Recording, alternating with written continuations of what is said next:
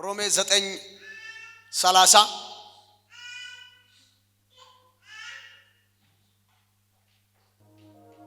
ሮሜ 9:30 እንደዚህ ላላ በኢየሱስ ምን አንብቦ እንግዲህ ምን እንላለን?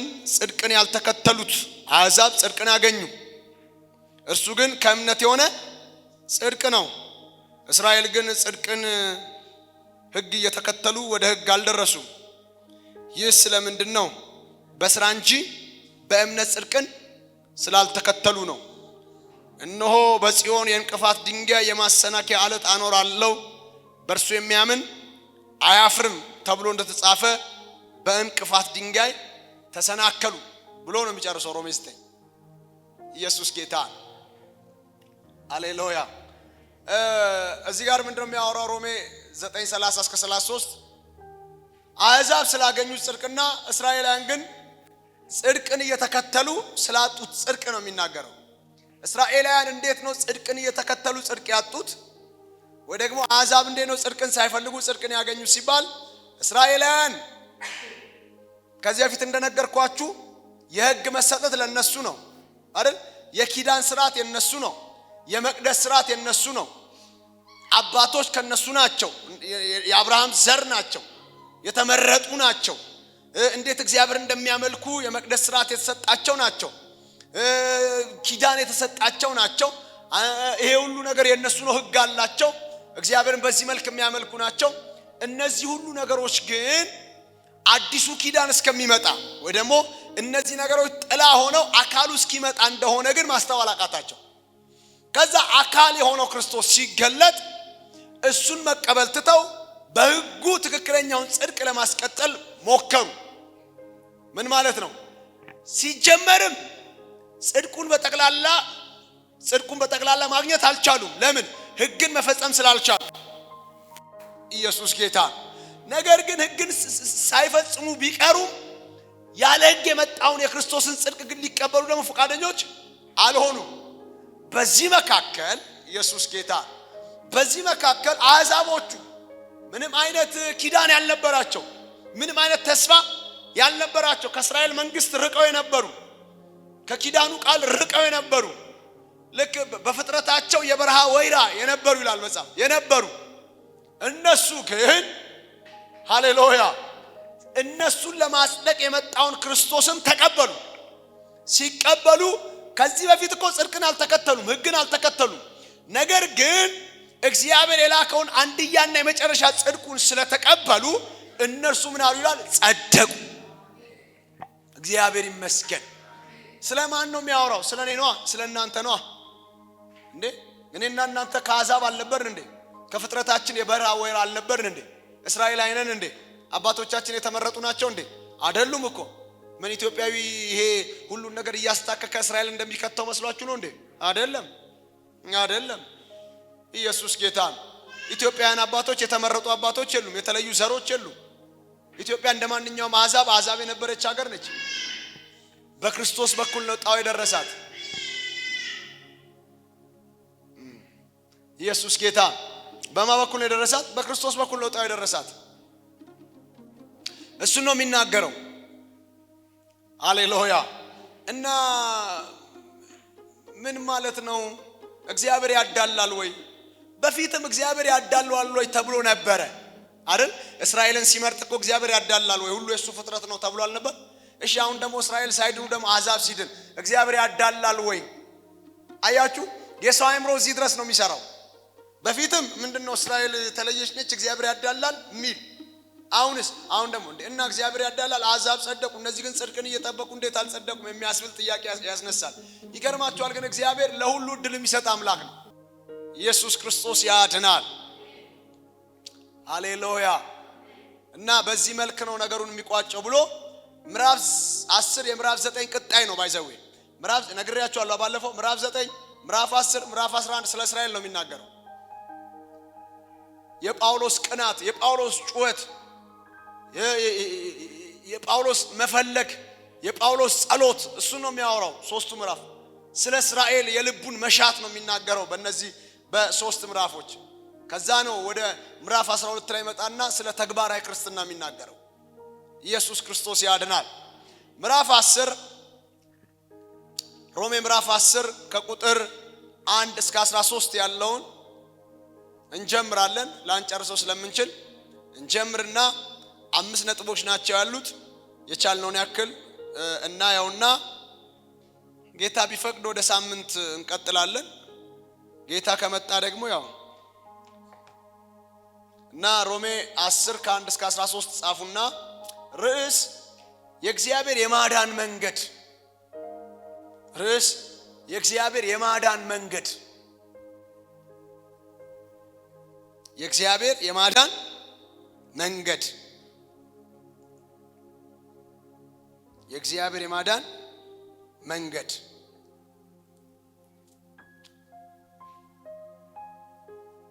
ሮሜ 10 እስከ 13 በኢየሱስ ላንብበው። ወንድሞች ሆይ የልቤ በጎ ፍቃድና ስለ እስራኤል ወደ እግዚአብሔር ልመናዬ እንዲድኑ ነው። በእውቀት አይቅኑ እንጂ ለእግዚአብሔር እንዲቀኑ መሰክርላቸዋለሁና የእግዚአብሔርን ጽድቅ ሳያውቁ የራሳቸውን ጽድቅ ሊያቆሙ ሲፈልጉ ለእግዚአብሔር ጽድቅ አልተገዙም። የሚያምኑ ሁሉ ይጸድቁ ዘንድ ክርስቶስ የሕግ ፍጻሜ ነውና። ሙሴ ከሕግ የሆነውን ጽድቅ የሚያደርገው ሰው በእርሱ በሕይወት እንዲኖር ጽፏልና። ከእምነት የሆነ ጽድቅ ግን እንዲህ ይላል፣ በልብህ ማን ወደ ሰማይ ይወጣል አትበል፣ ይህ ክርስቶስን ለማውረድ ነው። ወይም በልብህ ወደ ጥልቁ ማን ይወርዳል አትበል፣ ይህ ክርስቶስን ከሙታን ለማውጣት ነው። ነገር ግን ምን ይላል? በአፍህ በልብህም ሆኖ ቃሉ ቀርቦልሃል። ይህም የምንሰብከው የእምነት ቃል ነው። ኢየሱስ ጌታ እንደሆነ በአፍህ ብትመሰክር እግዚአብሔርም ከሙታን እንዳስነሳው በልብህ ብታምን ትድናለህ። ሰው በልቡ አምኖ ይጸድቃል፣ በአፉ መስክሮም ይድናልና። መጽሐፍ በእርሱ የሚያምን ሁሉ አያፍርም ይላልና። በአይሁዳዊና በግሪክ ሰው መካከል ልዩነት የለምና አንዱ ጌታ የሁሉ ጌታ ነውና ለሚጠሩት ሁሉ ባለጠጋ ነው። የጌታን ስም የሚጠራ ሁሉ ይድናል። ስለ እግዚአብሔር የማዳን መንገድ ነው የምናየው። አንደኛ በሉና የጳውሎስ ልመና ስለ እስራኤል። ሮሜ 11 የጳውሎስ ልመና ስለ እስራኤል። ሮሜ 11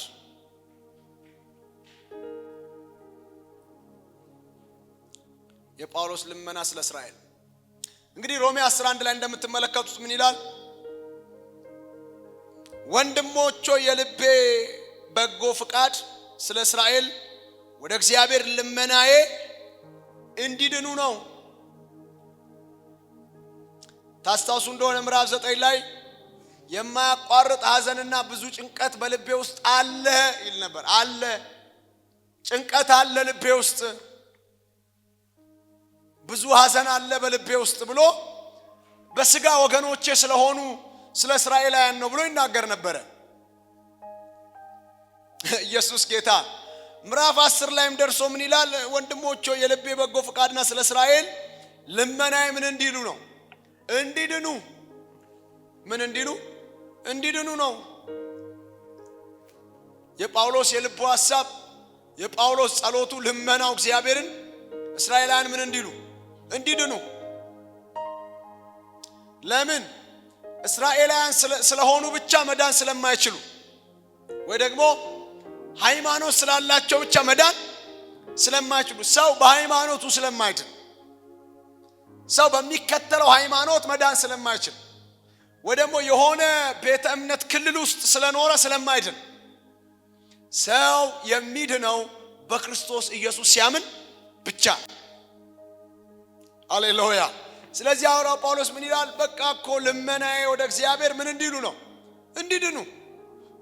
እንዲድኑ፣ ሕይወት እንዲያገኙ፣ ክርስቶስን የግል አዳኝ አድርገው እንዲቀበሉ፣ በመስቀል ላይ የተሰራላቸውን ሥራ የራሳቸው እንዲያደርጉ፣ እሱ ነው ልመናዬ ይላል።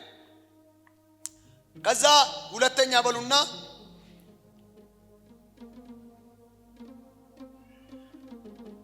ይሄን በደንብ እናየዋለን። እስቲ ሁለተኛ በሉና ያለ ዕውቀት የሆነ ለእግዚአብሔር መቅናት በሉ።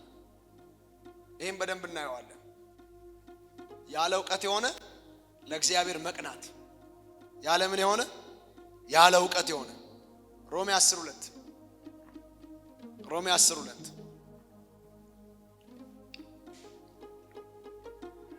እንደዚህ ያለ የሚለው በኢየሱስ ስም ላንብበው። በእውቀት አይቅኑ እንጂ ለእግዚአብሔር እንዲቀኑ እመሰክርላቸዋለሁና እነዚህ ጳውሎስ እንዲድኑ እግዚአብሔርን የሚለምንላቸው ሰዎች ለማን የሚቀኑ ናቸው? ለእግዚአብሔር የሚቀኑ ናቸው። አሁን ይሄን በደንብ ስሙኝማ፣ ይሄን በደንብ ስሙ። እነዚህ ሰዎች ለማን የሚቀኑ ናቸው? ግን ደግሞ ምን አይሉም፣ አይድኑም። እንዴት ለእግዚአብሔር የሚቀኑ ሰዎች ስለ መዳናቸው እንዴት ይጸለይላቸዋል? ይቀናሉ እኮ አለ፣ ለእግዚአብሔር ይቀናሉ። ይሄን መሰክራለሁ። ስለነሱ ማቀው አንድ እውነት አለ። ለእግዚአብሔር ምን የሚሉ ናቸው? የሚቀኑ ናቸው። ግን ምን ያረጋል አለ? ቅናታቸው በምን አይደለም፣ በእውቀት አይደለም። ኢየሱስ ጌታ። ለምሳሌ ራሱ ጳውሎስ ለእግዚአብሔር ይቀና ነበር። ለእግዚአብሔር ይቀና ስለነበረ ምን ያደርግ ነበረ? ቤተክርስቲያንን ያሳድድ ነበረ፣ ቅዱሳንን ያሳድድ ነበረ፣ ያስገድል ነበረ አይደል እንዴ? ለማቀንቶ ለእግዚአብሔር። ለምሳሌ ደማስቆ ላይ እኮ ኢየሱስ ሲገለጥለት እኮ እሱ ቅዱሳንን አገልጋዮችን ለማሰር አልነበር እንዴ ሲሄድ ነበረው? ከኢየሩሳሌም እኮ ፍቃድ ተቀብሎ ደብዳቤ ይዞ እኮ ነው እየሄደ ነበረው። ምን ሊያደርግ? ሊያስገድል። ለማቀንቶ ለእግዚአብሔር። ኢየሱስ ጌታ። ሃሌሉያ። ለማቀንቶ ለእግዚአብሔር። እነዚህ ሰዎች አለ እኔ ራሴ መሰክራለሁ። ከዛ ነው የወጣው ጳውሎስም። ለእግዚአብሔር እኮ ምን የሚሉ ናቸው? የሚቀኑ ናቸው። ለእግዚአብሔር ስለሚቀኑ ነው እኮ ጳውሎስን በድንጋይ የሚወግሩት። ለእግዚአብሔር ስለሚቀኑ እኮ ነው እነ ጴጥሮስን የሚያንገላቱት። ለእግዚአብሔር ስለሚቀኑ እኮ ነው እስር ቤት እየከተቱ የሚያስፈቷቸው። ለእግዚአብሔር ስለሚቀኑ ነው ለነገስታት አሳልፈው የሚሰጧቸው። ኢየሱስ ጌታ። ያለ ዕውቀት የሆነ ለእግዚአብሔር መቅናት፣ ያለ ምን የሆነ ያለ ዕውቀት።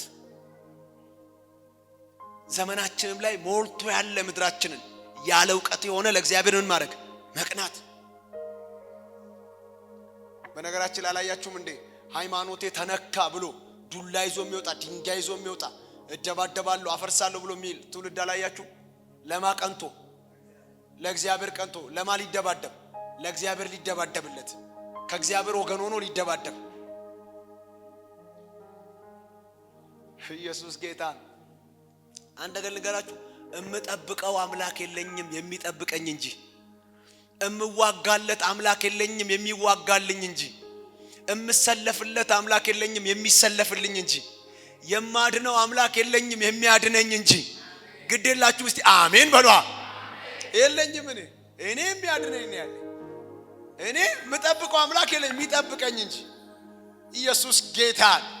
አረ ሃሌሉያ። እኔ ድንጋይ ማነሳለት አምላክ የለኝም። የምከላከልለት ጩቤ ይዤለት ምሮጥለት አምላክ የለኝም። ለእግዚአብሔር መቅናት ያለ ምን? ያለ ዕውቀት። እሱ ብቻ እንዳይመስላችሁ፣ የሃይማኖት ሰዎች ብቻ እንዳይመስላችሁ፣ እኛ ጋር ያሉ ጭምር አይታችኋል። በየማህበራዊ ሚዲያ ወጥተው ሲሰዳደቡ ለማቀንተው የሚሳደቡት ለማቀንተው ለእግዚአብሔር ቀንተው፣ የኛዎቹ ደግሞ ስለማይማቱ ስለማይደባደቡ ለእግዚአብሔር ቀንተው ይሳደቡለታል። እንደ ዶክትሪን እንደዚህ አረ አይፈልግም። በግድ ነው እንዴ? አይፈልግም። እግዚአብሔር ጠበቃ አይፈልግ። እግዚአብሔር ተሳዳቢ አይፈልግ፣ ተከራካሪ አይፈልግ። እግዚአብሔር የሚፈልገው ምስክር ብቻ ነው። ምስክሮች የተሆኑ ዘንድ አይደል ያለው? የሚፈልገው ምድረሱ ምስክር ብቻ። ለምሳሌ ጌታ ኢየሱስ ይወድሻል፣ ስላንቺ ኃጢአት ሰው ሆኖ ከሰማያት ወርዶ ከድንግል ማርያም ተወልዶ አድኖሻል። ይህንን ጌታ የህይወትሽ አዳኝ አርገሽ ብትቀበይ ንስሐ ብትገቢ የዘላለም ህይወት ይሰጥሻል። ይወድሻል፣ ላንቺ ነው የሞተው። አልፈልግም። እኔ ነግሬሻለሁ፣ ታይ ጌታ ይወድሻል፣ የጌታን ፍቅር ልንገርሽ ቢል አልፈልግም አልኩ። ጌታ ይባርክሽ፣ ከደምሽ ንጹህ ነኝ፣ አለቀ። ምኖቼ ምስክሮቼ ግን ጎራ ተይዞና የለም። ይሄ ምንድነው ካላችሁ ያለ ዕውቀት የሆነ ምን ቅናት። ያለ ዕውቀት የሆነ ለእግዚአብሔር መቅናት ሰው ያስገድላል። ኢየሱስ የሞተለትን ሰው ትገላለህ ለኢየሱስ ቀንተህ። እግዚአብሔር የሚወደውን ሰው ትገላለህ ለእግዚአብሔር ቀንተህ። ኢየሱስ ጌታ። እግዚአብሔር የምድራችንን አይን ይክፈት። ግዴላችሁም አሜን በሉ እስቲ። አይን ይክፈት። እና ጳውሎስ ምን አለ? እመሰክርላቸዋለሁ ለእግዚአብሔር ምን የሚሉ ናቸው? የሚቀኑ ናቸው። ያለ ምን ግን? ያለ ዕውቀት ክርስቶስን ሳያውቁ መቅናት፣ አዳኙን ትቶ ግን ለእግዚአብሔር መቅናት። ይሄ ነው ኪሳራ ውስጥ የከተታቸው። ይሄ ነው። ሃሌሉያ። ለምሳሌ እስቲ ለእግዚአብሔር ምትቀኑ፣ ለእግዚአብሔር ምትቀኑ እንዴ? ሌሎቻችሁ አትቀኑም እንዴ? አዎ እንቀናልናል። ግን በምን? በእውቀት። እስቲ በእውቀት በሉ። በእውቀት። ለምሳሌ ለእግዚአብሔር ስለምንቀና እኮ ነው አይደል? አሁን ስንት ቀን ጾም ጸሎት አውጀን እኮ በእግዚአብሔር ፊት ያለነው እኮ ለእግዚአብሔር መንግስት ስለምንቀና ነው። እግዚአብሔር በጸሎት ስለሆነ እጁን የሚያንቀሳቅሰው በጸሎት ስለሆነ በጸሎት ውስጥ እንደሆነ እግዚአብሔር እንደሚሰራ ስለምናቅ በእግዚአብሔር ፊት እኮ ያለነው ለእግዚአብሔር መንግስት ቀንተን፣ ትውልድ እንዲድን፣ ሰዎች ነፃ እንዲወጡ፣ ጨለማ መስራት እንዳይችል ለማቀንተን ለእግዚአብሔር ቀንተን ነው። ሌላው ደግሞ የእግዚአብሔር ክብር እንዲገለጥ ነው እየጸለይን ያለነው። ለማቀንተን ለጌታ ቀንተን። የኛ ቅናት ግን ሌላውን ያልነካበት ምክንያት፣ የኛ ቅናት ግን መጽሐፍ ቅዱሳዊ የሆነበት ምክንያት በምን ስለሆነ ነው? በእውቀት። ለምሳሌ እኔ አሁን በጣም ስለምቀና ለእግዚአብሔር ስለምቀና ጌታ ይወዳል እለዋለሁ። ለማ ስለምቀና? ለእግዚአብሔር ጌታ ይወዳል ሞቶላል እለዋለሁ። ለማ ስለምቀና ነው? ለእግዚአብሔር ቀንቼ ግን አልደበድበው። እንዲደበድብለት አይፈልግማ። ኢየሱስ ጌታ። ሃሌሉያ። ስለዚህ ቅናታችን ጭምር በምንድን ነው መሆን ያለበት? በእውቀት። እሺ በእውቀት ነው መሆን ያለበት። ሶስተኛ በሉና ክርስቶስ የሕግ ፍጻሜ ነው በሉ። ሶስተኛ በሉና ክርስቶስ የሕግ ፍጻሜ ነው። ሶስተኛ በሉና ክርስቶስ የሕግ ፍጻሜ ነው። ክርስቶስ የሕግ ፍጻሜ ነው። ክርስቶስ የሕግ ፍጻሜ ነው። ሮሜ 10 ከ3 እስከ 4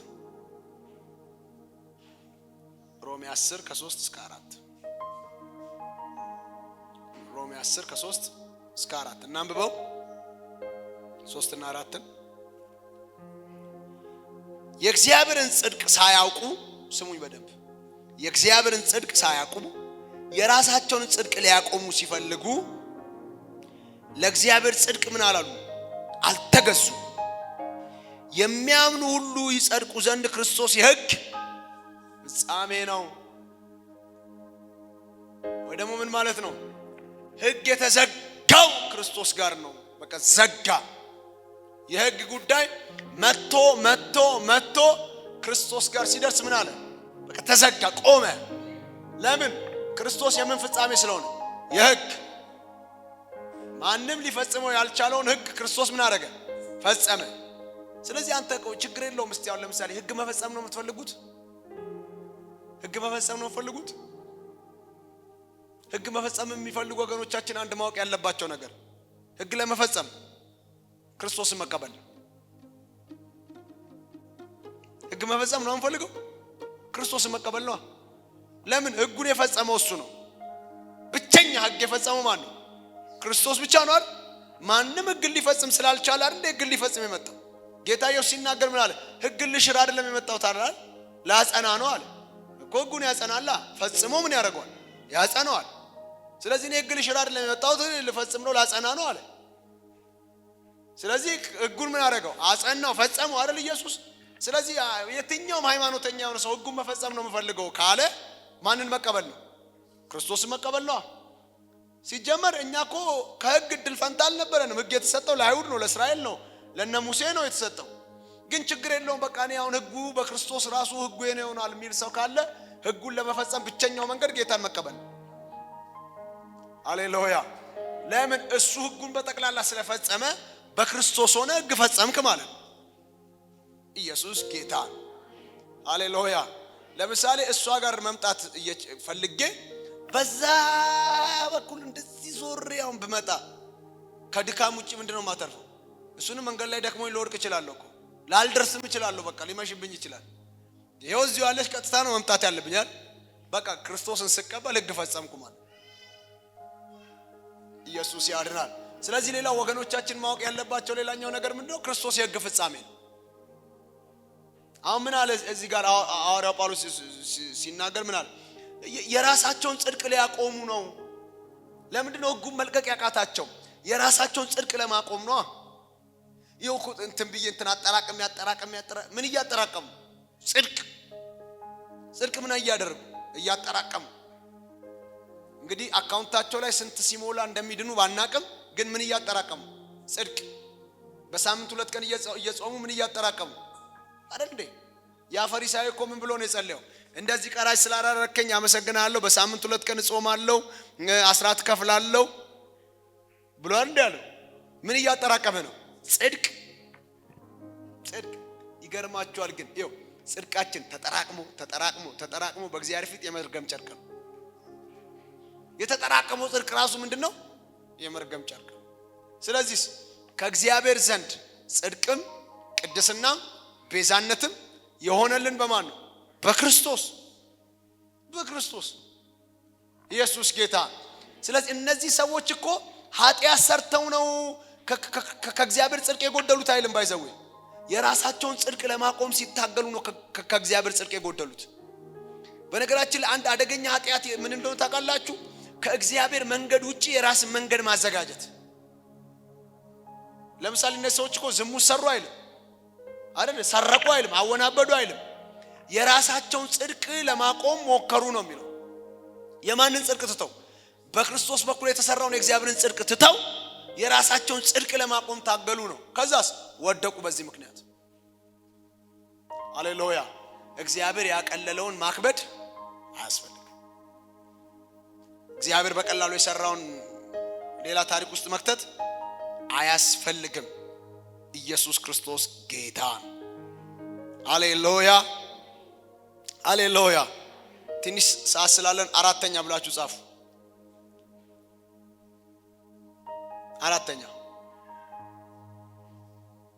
አራተኛ በሉና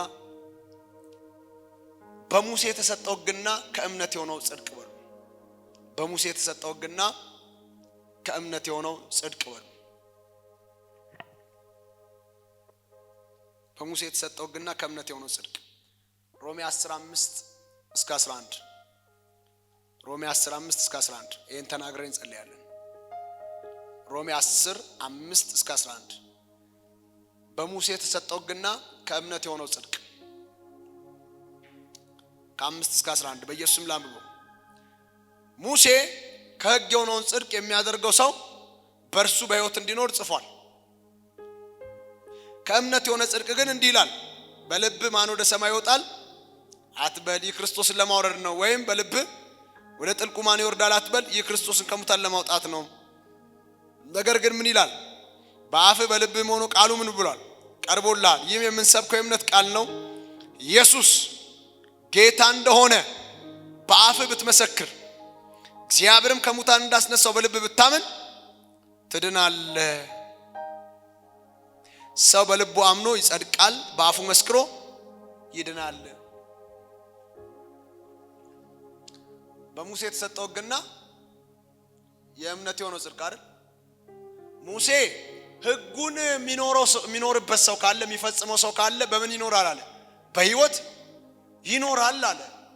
ግን ደግሞ ሕጉን የፈጸመ ሰው ደግሞ ምን አላለም? አልተገኘም። በነገራችን ላይ ሕጉን የፈጸመው እኮ እነሱ ያልተቀበሉት ኢየሱስ ነው። እነሱ ያልተቀበሉት ኢየሱስ ሕጉን ፈጽሟል። እነሱ ግን የተቀበሉትን ሕግ መፈጸም አልቻሉም። ሙሴ በእርግጥ ተናግሮ ነበረ፣ ሕጉን ብትፈጽሙ በሕይወት ትኖራላችሁ ብሎ ነበረ። ከእምነት የሆነው ጽድቅ ግን እንደዚህ ይላል፣ ኢየሱስ ክርስቶስ ጌታ እንደሆነ በአፍህ ምን ብትል ብትመሰክር፣ እግዚአብሔር ከሙታን እንዳስነሳው በልብ ብታምን ትድናለህ። ሰው በአፉ መስክሮ በልቡ አምኖ ይጸድቃል። ሃሌሉያ። ኢየሱስ ጌታ እንደሆነ በአፍህ ምን ብትል ብትመሰክር፣ እግዚአብሔርም ከሙታን እንዳስነሳው በልብ ብታምን ምን ትላለህ? ትድናለህ። ሰው በአፉ መስክሮ በልቡ አምኖ ይጸድቃል። በቃ አለቀ። ይሄ ነው። እስቲ ኢየሱስ ጌታ ነው በሉ። እስቲ መሰከራችሁ ማለት ነው። እስቲ ኢየሱስ ጌታ ነው በሉ። እስቲ እግዚአብሔር በሉ። እስቲ ኢየሱስን በሉ። እስቲ ከሙታን አስነስቶታል በሉ። እስቲ መስክራችኋል፣ አምናችኋል። ይሄን በቃ ከዛ በዚህ እምነት ላይ ቆሙና ምን በሉ? እየመሰከራችሁ እያመናችሁ ኑሩ። በዚህ እምነት ላይ ቆማችሁ እያመናችሁ እየመሰከራችሁ ስትኖሩ ጸጋ ይበዛላችኋል፣ ኃይል ይበዛላችኋል። ሰማይ በላችሁ ላይ ክፍት ነው። የእግዚአብሔር መንግስት በእናንተ ላይ ክፍት ነው። ሃሌሉያ።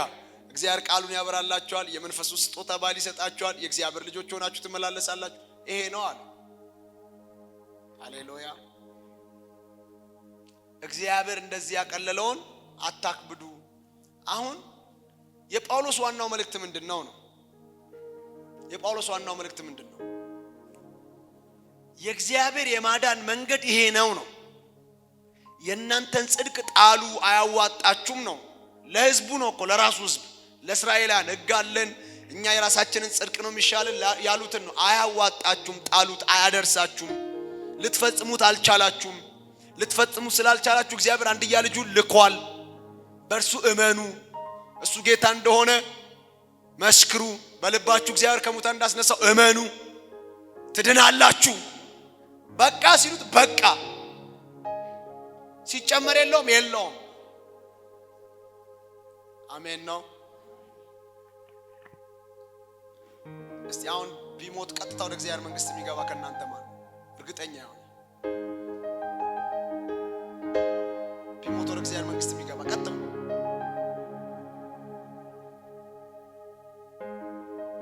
አንተስ አዲስ ነህ? በጌታ ነህ? መቼ ነው ጌታን ያገኘው? ቆይታል። እና አሁን አንተ ብትሞት ወደ እግዚአብሔር መንግስት አትገባም እንዴ? ትገባለህ። እጄን አላየሁም ብዬ ነው። እስቲ ሌላ እጁን ያላሳየኝ ማን ነው? ሁሉስ እጅ ያሳይታል። ሃሌሉያ። እርግጠኛ ናችሁ አይደል? በነገራችን ላይ እኮ እርግጠኛ ካላናችሁ እኮ ድካም ነው የሚሆነው የኛ እንዴ። አሁን አንቺ ወደ ጌታ ብትሄጂ ወደ ጌታ አይደለም አሁን ብትሄጂ፣ እሺ ከስጋሽ ብትለይ ወዴት ነው የምትሄጂው? እስቲ ግን ወደ እግዚአብሔር መንግስት ወደ ጌታ ነው የምትሄጂው። እርግጠኛ ናችሁ አይደል? በቃ እኮ ነው ክርስትና ባይዘው። እሺ ወደ ጌታ ነው የምንሄደው እና ምን አድራሻ አለን? ማንም እኮ አይቀበለንም። በቃ እኛን የሚቀበለን የእግዚአብሔር መንግስት የተከፈተ ሰማይ ነው በላችን ላይ። እሺ ይሄን እመኑ። ኢየሱስ ጌታ